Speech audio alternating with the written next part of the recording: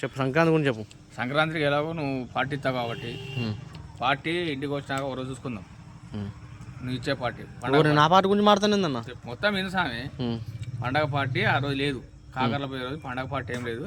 పోత ఆపించేటప్పుడు మాకు 90 అంటే కొట్ట ఆపి అక్కడ వెళ్ళి ఒకవేళ నేను గెలిచినా నువ్వు గెలిచినా సార్ నేను నువ్వు ఎవరు గెలిచి ఎవరు లాభం వస్తావో వాడే ట్రీట్.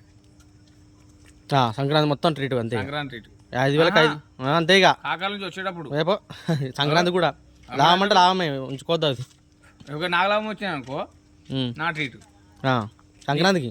సంక్రాంతికి అక్కడ వచ్చి మొత్తం ఎటు సైడ్. ఇప్పుడు నీ లాస్ అయిపోయినా అనుకో నాదేం లేదు. నువ్వు లాభం వచ్చింది అనుకో నీ ట్రీట్. ఇద్దరం లాస్ అయినావు అనుకో నువ్వు ఇన్ని నేను ఇన్ని కలుపుకొని మింగేసేద్దాం అంతే. 5,000 3,000 ఇప్పుడు 5,000 ఇచ్చినావు పైన 2,000 3,000 లాభం వచ్చినాయి అనుకో ట్రీటే. సరే నా డబ్బులు నాకు మీద ఏమైనా లాభం వచ్చినాకో అది ట్రీటే. 3,000 వేసుకోపోదాం. 3,000 సరే 7 సోమ తాడి 5,000 3,000 వేసుకొని పోదాం.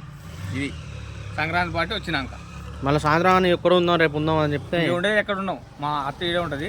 నేను జంప్ బస్ ఎక్కి వెళ్ళిపోవడం ఇడే ఉంటుంది. మనమే పోతాం ఓకేనా. డన్.